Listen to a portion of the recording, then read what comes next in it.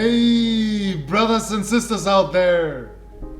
Welcome to our radio broadcast show on Facebook and YouTube. I want to welcome you today with a great Bible verse. And it's 1 Peter 5:9. And it says, resist him, firm in your face, knowing that the same kinds of suffering are being experienced by your brotherhood throughout the world. My prayers for you out there, brothers and sisters. We love you. Now, we have a great sermon. A sermon for you on the Gospel of John, a verse-by-verse study from our elder and pastor, Andrew DeBartolo. May God bless you out there and enjoy watching. We love you. God bless you. I want to read a quote. It's a portion of Charles Spurgeon's sermon. It's just titled Humility. That's the title of the sermon. It's Humility. And I want to read a portion. What was there in you that Christ should buy you with his precious blood? What in you that you should be made the temple of the Holy Ghost?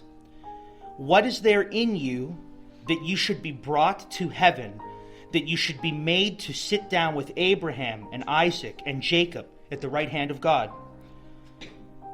What if you have been grafted into the good olive tree? Remember that you once were branches of the wild olive, and you are now nothing but grafts. What if your branch hung down with the weight of its produce, yet there was a time when it brought forth nothing but the apples of Sodom and the grapes of Gomorrah? Bless God and thank him that the root beareth thee, but thou bearest not the root. What hast thou that thou hast not received? Who made thee to differ? The very gifts are given thee by electing love. God gave them, not because you deserve them, but because he chose to do so. He has made you a vessel unto honor, chased you and made you in a fair and godly mold, made you a fair vase, showing forth the skill of the master. But who made thee? Who made thee? Look back to that clay pit. Look back to the potter's house, to the fashioning fingers and the revolving wheel, and surely you will say, my God, unto thee be the praise for what I am. But of myself I am less than nothing. I am worthless and useless. Unto thee be all the glory. In our passage this morning, we come properly now to John the Baptizer. And unlike the other Gospels, John the Gospel writer doesn't describe him in terms of what he's wearing, doesn't describe him in terms of what he looks like, doesn't describe him in terms of the crazy food that he eats. But John focuses primarily on the words and actions of John the Baptizer. Much can be said about John the Baptizer, but foremost we can say that he knew who God was. I mean, he had insight to who Jesus was before anyone else knew who Jesus was coming on the scene. He knew who God was. And we can also say clearly that John saw himself, the baptizer saw himself objectively. He had an honest and humble assessment of who he was. And so the combination of these two things, knowing who God is, really knowing who God is, and having an honest and objective view of ourselves, John also knew his place appropriately before this holy and everlasting God. And so when we know who God is, and when we know who we are, and we know the connection and the role and how these two interact with one another, we call that humility. And so John the Baptizer was humble, and he serves for us among many things as a model for humble godliness. And what's interesting about John is not in this gospel, but in another gospel, Jesus will say, I'll tell you, born of woman, there is none greater than John the Baptizer. So Jesus said, this is the greatest man who's ever lived. And this man might be one of the most humble men we see in the New Testament. That should trigger something for us as we think about what humility is, how we see God, how we see ourselves, and the interaction between the two. And so John is also the herald of the public ministry of the Messiah. That he's the forerunner to Jesus, and he's on the scene, he says some stuff, and he's gone. And then you don't really see or hear from him again, and then he dies shortly thereafter also. And so he totally disappears from the scene, and his job is basically the introduction. He's the overture to usher in the actual main event, which is Jesus, the Messiah. And as John has told us, this is the Word incarnate that John the Baptizer introduces or ushers in. So John chapter 1, starting in verse 19. And this is the testimony of John, when the Jews sent priests and Levites from Jerusalem to ask him, "Who are you?" So there's curiosity, there's interest about this man who's doing baptisms in the Jordan River. So much so that there's a delegation sent of priests and Levites, and this man is publicly baptizing people in the Jordan River. Now, this is a fair question for the priests and Levites to ask. Baptism wasn't something that was and this wasn't a new thing. There was a practice of baptism for proselytes into Judaism, but it was always kind of self-done. You would baptize yourself, you would do the work yourself. It was never someone baptizing you.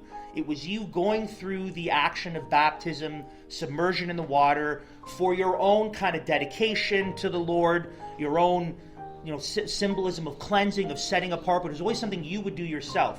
But here you have a man, for the first time, who's baptizing other people. And given the nature of baptism, as a consecration, set apartness for God, it makes sense that the priests and the Levites come ask him, because that's their thing. The priests and the Levites are concerned with the holiness code and issues of consecration. So they come up to John and they say, who are you? Which is their way of saying, what are you doing? And where's the authority come from that you can do this? You're baptizing people. That's not what we do. People baptize themselves. So who are you? Who do you think you are? Verse 20. Such an interesting answer. He confessed and did not deny, but confessed.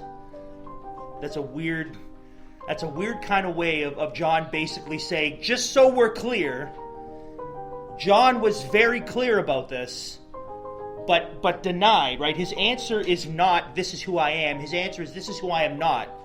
And his confession is, I am not the Christ. He answers in the negative, which is a weird way to answer. Who are you? Well, let me first tell you who I am not. Now, he probably knows what they're thinking. Messianic overtures are very heavy in this temple, in this time in first century Judaism, Second Temple Judaism. There's all these talks about the overthrow of the Roman government. The Zealots want to usurp Roman rule and take back their temple, take back their land. There's all these talks of a military Messiah figure coming in. So this is all going on. It's very heavy in this time, and John's aware of this. And so knowing why they're asking the questions and what people are thinking, he anticipates that they're going to ask what they do in fact ask. And so he's like, just so you know, don't think I'm the Messiah here. In light of everything that's going on, that's not my role. That's not what I'm actually doing here. And so John will not take credit for being the true Messiah. He will not say, well, yeah, I guess I am kind of special. In fact, John's answer as it goes on is the opposite of that. It's not that I'm a big deal, I'm special. Look, I'm actually nothing. I'm very little. I'm insignificant. Verse 21. And they asked him, what then? Are you Elijah? And he said, I am not. Now, those of us that have any kind of New Testament understanding of John the Baptizer should go, wait a minute. That's kind of not totally true. Right? Like we know from other Gospels that Jesus says that John is in fact Elijah, or the Elijah figure that was promised in the Old Testament. Just some references if you want to write these down. I won't read them out, but if you want to write them down and look them up. Matthew 11, 13, and 14, and Luke 1, 16, and 17, where the gospel writers and Jesus himself say, no, the Elijah that God promises at the end of Malachi, behold, I'll send the prophet Elijah, and he'll prepare the way before the great and dreadful day of the Lord. Right, that's Malachi 4. Jesus says that's him. John is this Elijah, and the gospel writers say that again. So, what's going on here? Do we have a contradiction? Do we have an example of a contradiction? Or was John flat out wrong? And if he was wrong, does this now diminish his credibility? Well, no. Not if we understand the attitude and heart of John the Baptizer, and also his answer to the question. Because the Jewish people thought not that there would be a prophet like Elijah, or one who would function in the same way as Elijah. They thought that literally Elijah is coming back. So this is why I'll often kind of make this joke if you're having dinner with me and there's an extra chair, right? I'll say, oh, that's just for Elijah. The belief is among Orthodox Jews today that Elijah could come back. God promised he would come back. So what they'll do is they'll set an extra setting just in case he happens to come to their house. So there's this belief that the real Elijah, because if you remember, Elijah didn't die. He was caught up in a chariot of fire and then up into the clouds. And so he's going to come back again. And so they're asking him, are you not Elijah reincarnated, but are you Elijah himself back now as promised? And so when John says no, he's actually telling the truth. He isn't literally the prophet Elijah come again. But he is, as Jesus and the gospel writers would say, like Elijah, or what Elijah is supposed to symbolize. We look back now in the Old Testament, know that God was speaking metaphorically. He wasn't going to send physical Elijah, but someone who would be a prophet to herald in the same way. And so John's answer isn't wrong, but there's something else that's interesting about his answer. Because I think John understood his role. The fact that he quotes Isaiah, he understands his role. And so he understands that he is this prophet like Elijah that God promised. But the fact that he says no says to me that he's very quick to not elevate himself or take any position that doesn't belong to him. Because if he says, well, not in the way that you think, but I am kind of Elijah the way God, then all of a sudden there's this credibility, there's this elevation of him, there's these questions, and John the Baptizer is quick to say, listen, I'm just a guy. That's all.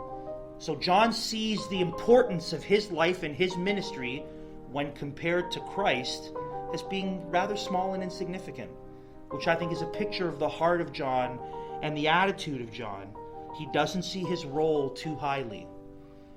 And I think that's wise. I think that's wise that he doesn't see himself in the scope of eternity in light of the mission of Christ as being all that important. He's just kind of there doing the thing that God has him to do. Next part of verse 21.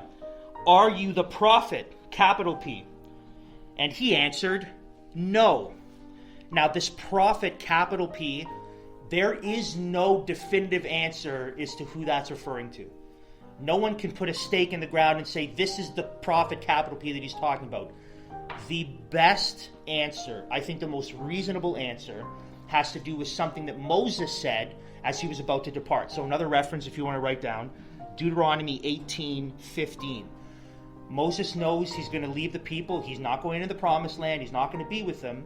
And he says, the Lord will raise up from among yourselves a prophet like me to lead you. And so Moses, inspired by God, obviously understands that God is going to send someone, a prophet from among you, your people, like me, or to function a similar way as me. He's on the way. And so this is the prophet. And John's answer is, well, no, I'm not him either. I'm not Elijah, literally. I'm also not this prophet that God promised he would send at some point. So verse 22.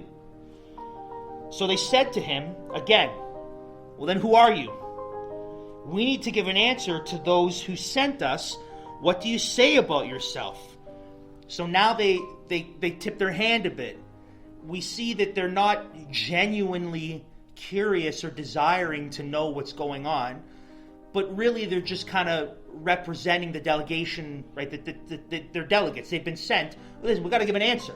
We can't go back and say he's nobody. They're not going to believe that. You're baptizing people. You're doing something different and unique. Give us something so we can go back so we don't get in trouble. Verse 23 is what John says. He said, I am the voice of one crying out in the wilderness, make straight the way of the Lord, as the prophet Isaiah said. He says, I'm just a voice. That's it. I'm just a voice crying out in the wilderness. Now, we'll get to that Isaiah quote in a second, and what he quotes, and what that means in the original context, and how we can apply that to what John is saying, the significance of the voice in the wilderness saying, make straight a way for the Lord. But I want to look at John's answer. Again, I'm just a voice. I'm an introduction. That's all I am. So when you think about I'm just a voice, I mean, if you've ever been to a concert, or if you've ever been to like a comedy show, you'll see the curtains there, and then the lights, and you'll just hear a voice. And now, ladies and gentlemen, here's, insert your favorite comic. I don't want to actually say a name unless someone judges me or is insulted by it. So insert favorite comic here. And then the curtain opens up and everyone applauds. No one's like, wow, what a voice. I mean, that's the real show. It's just a voice. And John's saying, that's me. That's it. I'm just a voice saying a few things. The real show is on the way, though. The main event is behind these curtains, and when it opens up, then we're really going to see what we're all here for. I'm just a voice. I exist to point others to the Lord. That's what John is saying. That's my role. I'm just an arrow, just a sign, pointing away from me to the Lord. I'm just his hype man. That's all John is. This is the first blank in our notes. Those who have been born again understand that their primary mission is to point to Jesus. John got it. And we understand also when we have been born again, our primary mission is to point to Jesus. Our primary mission is not the act of proclaiming the gospel. The act of proclaiming the gospel is done in order to accomplish the primary mission, which is to point to Christ, to exalt Christ, to make much of him, that others would see him. It's not the gospel sharing itself. It's the exaltation of Christ. 1 Peter 2:9, which we went through not that long ago. Peter says you're a chosen people, a royal priesthood, a holy nation, a people for his own possession, that you may proclaim the excellencies of him who called you out of darkness into his marvelous light.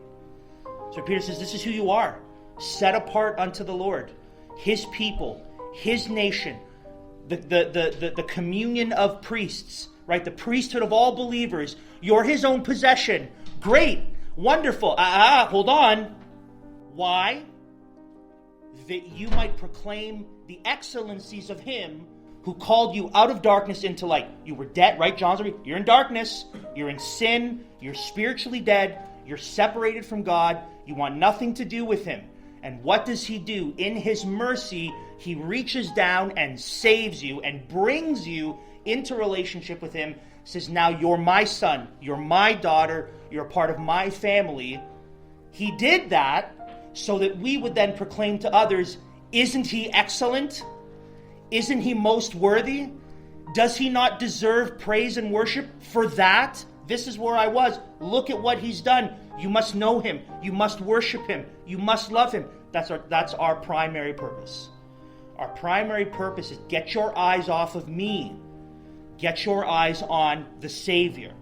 And John understood this, and he didn't just understand it. He walked it. He lived it. Just a voice. Now, John's self-identification as the voice in the wilderness, again, is a quote from Isaiah.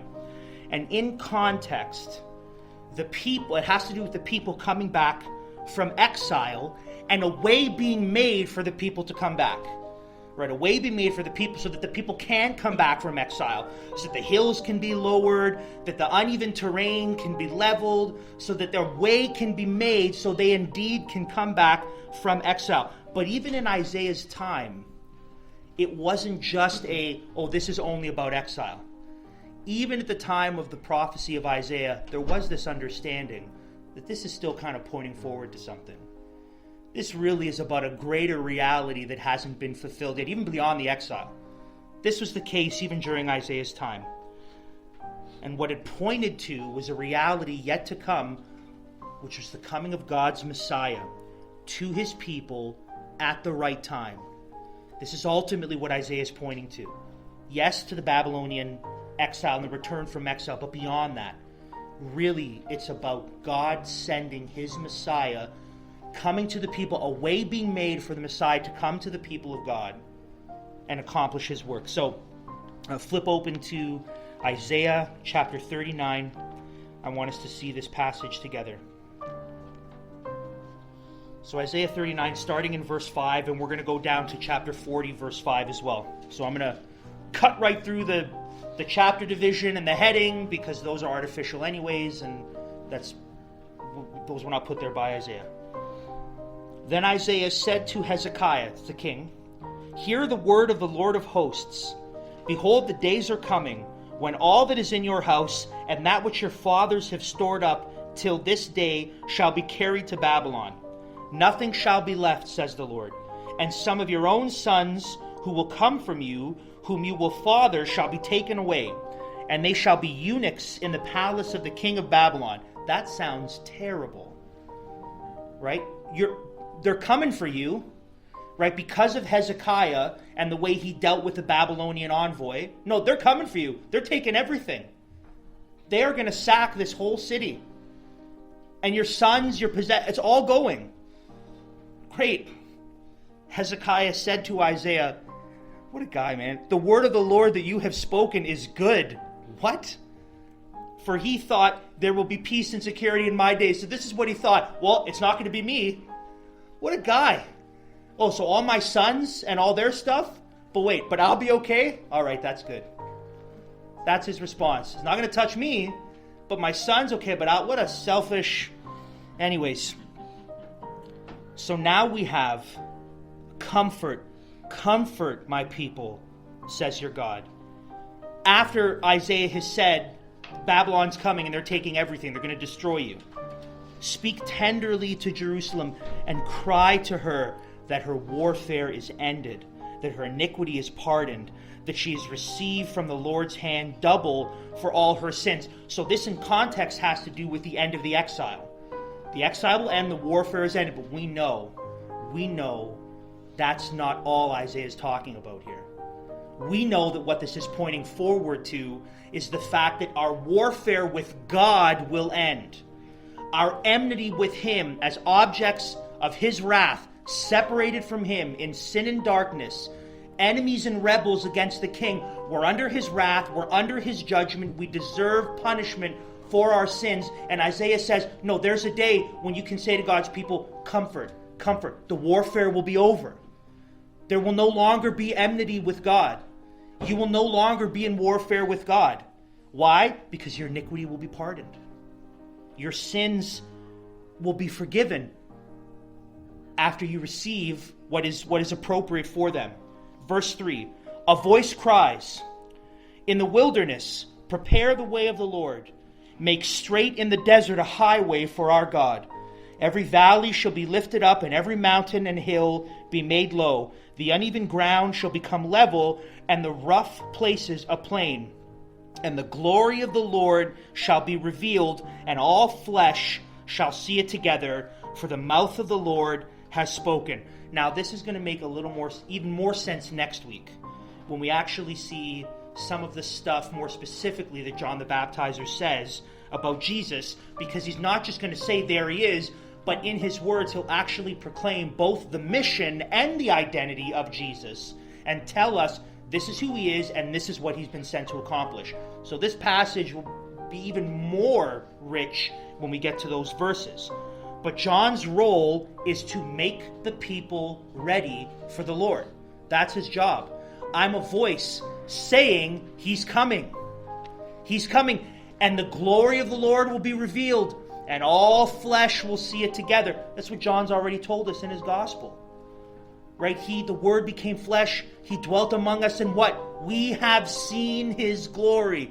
Glory is of the only Son from the Father, full of grace and truth. And John the Baptizer saying, by quoting Isaiah, this is my job, to say this is on the way. The glory of the Lord will be revealed in the coming of God's Messiah for his people, and to proclaim to them that their warfare, their enmity with God, was about to come to an end because of the saving work of God that he would accomplish. Back to John, verse 24, 25. Now they had been sent from the Pharisees. They asked him, then why are you baptizing if you were neither the Christ nor Elijah nor the prophet? Right? John said, all I am is the water baptizer. Sorry, they didn't understand his answer. Right? His answer, I'm a voice. They don't get it. They don't really understand what he's saying, which, again, makes sense. Because Jesus came to his own, and his own didn't receive him. And they were in darkness, so they didn't understand him. And they couldn't be born again by their own will or their own blood or their own flesh. It has to be a work of God. So of course they don't understand his answer. They're still in darkness and still in sin. They don't receive him. So they ask him again, okay, so why are you doing what you're doing then? Why are you doing this work of baptizing people? You're not the Messiah. You've made that clear. You're not Elijah. You've made that clear. You're also not the prophet that it appears Moses was saying that God would raise up from among the Jewish people. You've also made that clear. So then why are you baptizing in such a public manner? Why are you doing this thing that's not supposed to really be done, or it's not how we do it, John? So he responds to them in verse 26. John answered them, I baptize with water, but among you stands one you do not know, even he who comes after me, the strap of whose sandal I am not worthy to untie. These things took place in Bethany across the Jordan, where John was baptizing. He said, all I am is the water baptizer. That's all. That's all. Just the water baptizer. But there's one who's coming after me. There's the one that I'm pointing to. The real main event, that's still on the way. And when John thinks about this person who he's pointing to, the person that he's supposed to reveal ultimately, he says, I'm not worthy enough to take the sandals off of his feet. Now, we need to talk about the removing of sandals off the feet and what the significance of that is. Now, first of all, that's disgusting. They didn't have shoes like we have now. They didn't have nice paved roads like we have now. They didn't have sanitation services that make sure that the garbage is cleared and, dead animals here and there. We have animal control comes, and they didn't have none of that. It was basically like a flat piece of leather and then maybe a couple straps, and that was it. So here you have dirty, dusty. Again, don't think our sanitized culture. Think of a little more au naturel. And these shoes that are open, and your feet get gross. Like gross.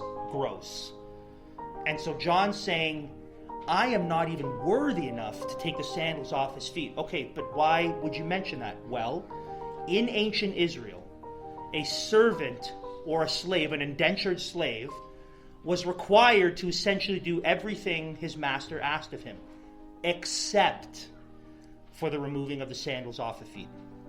That was not expected of a servant or a slave.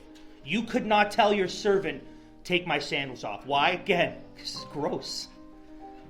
And John's saying, I'm not even worthy enough to take the sandals off his feet, even if he asked me to, which I could say no to, which he's not allowed to ask me to. Even if he asked me to do the most lowly, disgusting thing that I could do, I'm not even worthy enough to do that. That's John's response to the one to whom he's pointing, to the main event, to the Lord who's coming after him. He's unworthy to do the disgusting work of a slave. So the next blank in our notes. Those who have been born again understand that they are unworthy to be counted as one of God's children. You get it. You understand it. I'm unworthy to be counted as one of God's children. That's why Paul says in Romans, okay, so what then of boasting? It is excluded. There's no boasting. What do I boast in? What do I say? What can I claim? What in me was so beautiful that God said, ooh, I want you on my team? Nothing. Nothing. God probably looked at me and said, what a mess. He's a fixer-upper. Watch what I can do. That's what God said. God chose me in spite of me, not because of me, in spite of me. He probably from all eternity past understood I could do something with this guy. I could, and if anyone could, God could. But God didn't look at me and say, that's everything I want on my team. I've stolen this analogy from someone. But God's not like us picking dodgeball teams in elementary school gym class. Right? We're like, I want the tall kid. I want the athletic kid. I want the fast kid. I want the guy that can really whip that dodgeball. This is how God picks his team. I want the fat kid. I want the awkward nerd. I want the uncoordinated person. I want the one who can't even, the zero athletic ability. Give me the worst. Why? Because I'm going to totally dominate the other team and completely show just how powerful I am. That's how God picks his teams. And so those of us who've been born again understand that we are unworthy to be counted as one of God's children.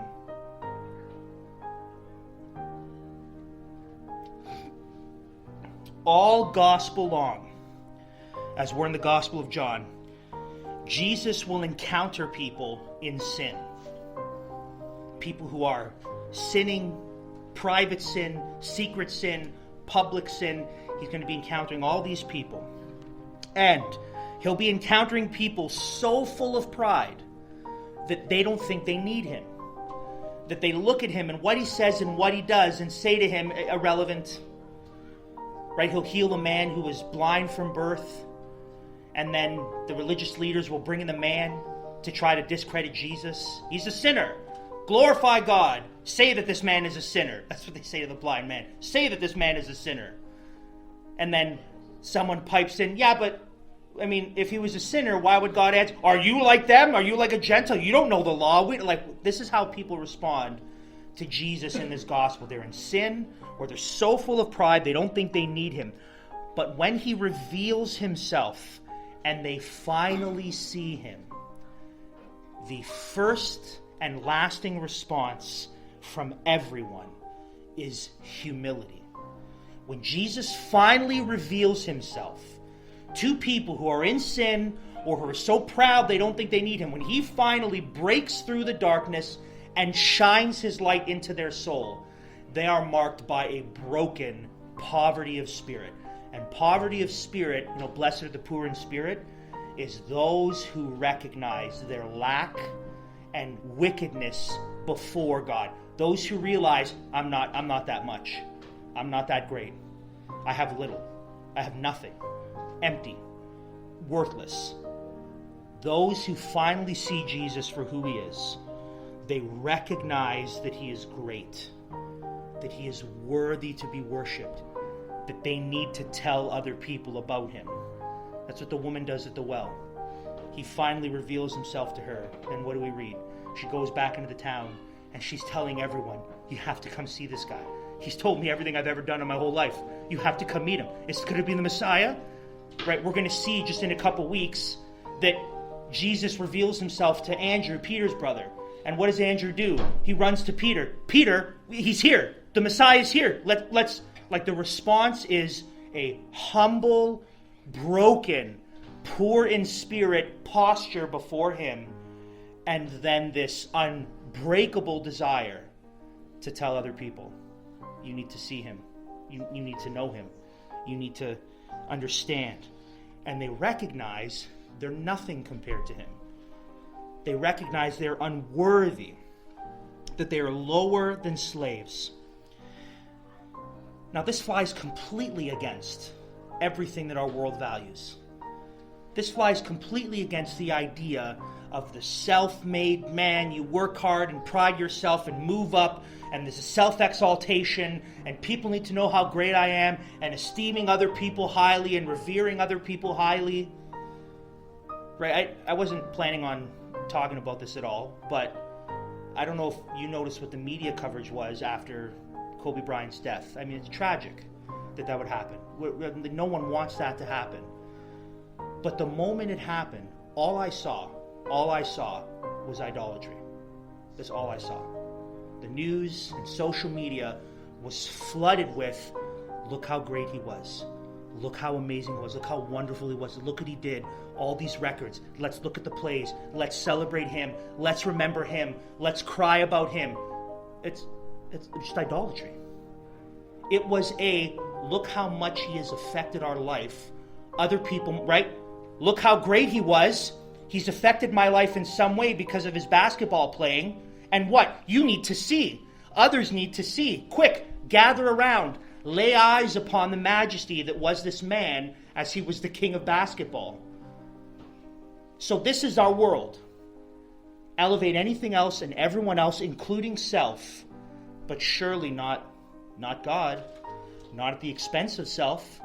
Not the lowering of self, the humbling of self, the diminishing of self for the exaltation of God. This is not a value in our world. This is not something, so it cuts right against it. But such is the lot for those who still are dead in darkness and sin. There's an element that, what else do you expect them to do? How can they glorify God if he hasn't brought them into the light yet? How can they make much of God if he hasn't made them born again? We can't look at them and say, well, you should do better. Well, no, they can't. They can't. Not unless he breaks through and makes them born again. But for those of us who indeed have been born again, what have we when we do that? What's our excuse? Their excuse is they're in darkness. Their excuse is they're still dead in their sin. What's our excuse for not exalting God appropriately? Or exalting self or elevating self or others and not pointing like John, listen, man, I'm just a voice. That's all I am. I'm just an introduction. Don't look at me. Get your eyes on him. Look at the Lord. Look at the Messiah. What's our excuse for not living that way or approaching it? Those of us who've been born again by the light and life of Christ, we can do this. We can say, no, I will, like John the Baptizer says in another gospel, he must increase. I must decrease. Less of me. I'm not the deal. I'm not the show. This isn't about me. This world's not about me, right? I'll die, and in 100 years, everyone will forget me. No one's going to remember me in a couple centuries. No one, right? My great-great-great-great-grandkids won't remember me. I'll disappear from the annals of history. But God won't. His mission and his glory will continue on for all eternity until Jesus comes again and then magnifies himself most excellently in the renewal of his kingdom, and then the glory of the Lord will shine unlike ever before. So I'm not the deal. I'm not the show. The exaltation of self is foolish. Is foolish. What am I building in for? If my life is not designed to point to him like a big arrow. No, it's all about him. It's all about him. You need to see him. You need to know him. You need to love him. There are things that Jesus is going to say about himself in the gospel, or that John will reveal about Jesus in his gospel, that will strike deep to the heart of our pride and the heart of our self-exaltation. Some of the stuff that Jesus is going to say about himself and about us is going to come at our pride like a sledgehammer. And we're going to have to be confronted with the fact that it's all about him. He's the main event. He's the Lord. He's the Messiah. He's the show. And we're not. We're not. He's going to say things that are going to expose sin in our lives that we do not want brought into the light. We just want to keep it in the dark closet. No one has to see that. No, I'll manage it. right? We've been saying that for like 20 years. I'll manage it. No, you will not. Hey, what's your track record like in trying to manage your secret sin? How are you doing? 0 for what? 1 million? 2 million? So John's going to say some stuff, and Jesus is going to expose some stuff that we're going to say, no, keep it in there. Back in the darkness, back in the closet, please. Don't bring this up. Don't bring this out. Don't come at my pride like that. Don't expose me for who I am. And so that's going to happen. And the tendency is, okay, well, what do I got to do to be better? Okay, I'll try harder. Okay, I won't do that sin again. That's our tendency. What do I got to do? Give me the list. Just help me fix it week to week until next week when we come back again and you realize it didn't work. And you'll say, okay, Andrew, give me the medicine again. Give me another list of 5 things to do to be a better Christian. And then we rinse and repeat. That's our tendency. How do we deal? How are we going to be able to bear the weight of being exposed by the light of Christ? Because it's going to happen when you encounter the Word of God. How are we going to deal with what John says about us, what Jesus says about us and our pride? The only way that a person is able to bear that weight is to look at Jesus and to see him for who he is. That's it. You have to get your eyes off yourself, off your sin, off your circumstances, and get your eyes on the Savior. Look at Jesus. Look at who he is. Look at what he's done. He's the Messiah, the one that God promised all Old Testament ago. The whole time, the promise all the way back in Genesis 3:15, your offspring will crush the head of the offspring of the serpent. All the way back then and all throughout the Old Testament, there's this promise. God's going to deal with it. God's going to deal with our sin. He'll save us. We won't have to sacrifice animals forever. We'll finally have a good king. We'll finally have a priest who won't have to keep doing the sacrifices every year. But when's it going to happen? And the whole thing points to him. And so we have to look at him. He's the Messiah. He is God in the flesh. He is the Word eternal, co-equal, co-eternal with the Father and the Spirit from all eternity past, one God united in 3 distinct persons. And the Son is the second person of that Trinity. He is the Word who's become flesh, who took on human flesh, became one of us, identified with us. And when we look at him, and not ourselves, when we look at him, we understand that our job is to make much of him. That's easier to do when we're looking at him, and not easy to do when we're looking at us. I mean, imagine the irony of standing in front of, picture whatever glorious landscape you can think of. The Grand Canyon or some majestic mountain, just what Niagara Falls. Just imagine something so magnificent, right? And you're taking a selfie of you in front of it, which is fair. That's fair. But how silly if you take up the majority of the photo. What does that say about yourself? Like here you are in front of the Grand Canyon and like 80% of the photo is your big fat face and then 20% is the Grand Canyon behind you. What are you saying about yourself? What's more magnificent? You or the thing? Right? Maybe take like just a corner of you so we can, this was me, right? But what are we saying? We're saying I'm the deal. I'm more important. No. What we need to do is we need to say to people, don't look at me. It's not about me. It's about this thing behind me. It's about this glorious, magnificent, majestic thing that makes me feel so small when I realize how big and powerful it is and that I'm kind of really insignificant. I mean, how foolish it would be for us to say, no, I'll look at me. Eyes on me. I'll focus on me. What's that going to do? It's going to make it all about you. Get your eyes off yourself. Get your eyes off your sin. Get your eyes onto Christ. Look at him. Look at who he is. Look at what he's done. And when you do that, it'll be easier for you. Not easy, easier for you to exalt him. It'll be easier to make much of him when you're looking at him, as opposed to looking at yourself and elevating yourself. We're just heralds. We're just a bunch of John the Baptizers. That's all we are. We're just voices crying out in the wilderness. You must look at the Lord, at the Messiah. You must see him. You must believe in him. You must follow him. You must love him. You must submit to him. That's all we are. We're just voices heralds. He is the King who is coming. We are unworthy. He is holy, and we are not at all. This is how we know true freedom and joy. This is how we experience a deep peace when I understand it's not about me, I get my eyes off me, it's about Him. Look at Him, exalt Him, make much of Him. This brings joy and freedom when it's not about you. When it's about you, you are a slave to you and your expectations. And everyone else around you better meet those expectations or they're going to make your life real miserable. You're a slave. That's a weight that's crushing. It's all about you. Everyone exists to make you happy. People need to drive considerate of you. People got to get out of the lane because they're not going fast enough for who? For you? That's crushing.